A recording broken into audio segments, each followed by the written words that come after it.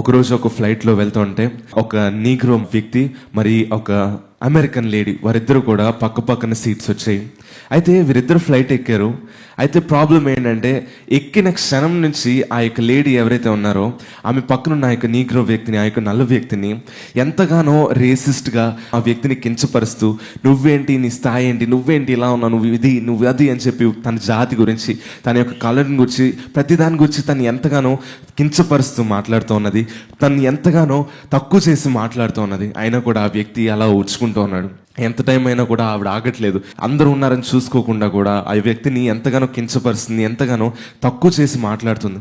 అయితే ఇది ఎలాగోలా ఎయిర్ హోస్టెస్ తెలిసి వచ్చి, ఏంటి మేడం మీ ప్రాబ్లం ఏంటంటే, ఆవిడ అన్నది, ఆ యొక్క అమెరికన్ లేడీ అన్నది, నా ప్రాబ్లం ఏంటంటే వీడిని నా పక్కన ఎందుకు కూర్చోబెట్టారు, వీడికి నా పక్కన సీట్ ఎందుకు ఇచ్చారు, చీప్ ఫెలో నా పక్కన ఎలా కూర్చోబెట్టారు అని చెప్పి నచ్చినట్లుగా ఆమె ఆ వ్యక్తిని తక్కువ చేసి మాట్లాడుతున్న ఆ వ్యక్తి అలాగే ఊరుకొని ఉన్నాడు. ఈ యొక్క ఎయిర్ హోస్టెస్ అంది, మ్యామ్ నేనైతే ఏం చేయలేను మ్యామ్ అంటే, ఆవిడ అంది, అయితే నాకు ఇంకో ప్లేస్ ఏమైనా చూడండి, నేను ఈ చెత్త పక్కన మాత్రం కూర్చోలేనని చెప్పి ఆ వ్యక్తి గురించి మాట్లాడుతుంది. అయితే ఆవిడ అన్నది, నేనైతే ఏం చేయలేను కానీ నేను వెళ్ళి క్యాప్టెన్ ఒకసారి అడిగి వస్తానంటే, సరే వెళ్ళండి, త్వరగా రండి అని చెప్పి అన్నది.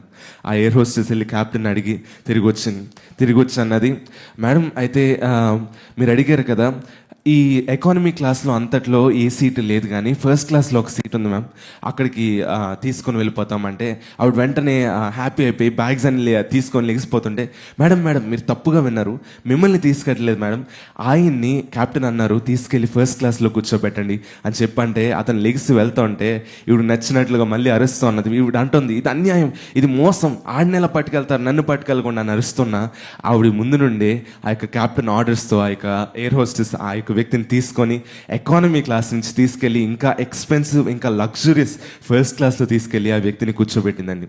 మనం జ్ఞాపకం ఉంచుకోవాల్సింది ఏంటంటే, మన జీవితంలో ఎవరైనా మనల్ని కించపరుస్తున్నా, ఎవరైనా మనల్ని డీఫేమ్ చేయడానికి ప్రయత్నిస్తున్నా, లేదా ఎవరైనా మనల్ని తక్కువ చేసి మాట్లాడుతున్నా, మనల్ని తగ్గించాలని చూస్తున్నా, మన బలంతో వారిని ఎప్పుడూ ఫైట్ చేయకూడదు. కానీ మన యొక్క క్యాప్టెన్ ఆర్డర్స్ కోసం మనం వెయిట్ చేయాలి. మన యొక్క క్యాప్టెన్ యొక్క న్యాయం కోసం, మన యొక్క క్యాప్టెన్ యొక్క జడ్జ్మెంట్ కోసం మనం వెయిట్ చేయాలండి.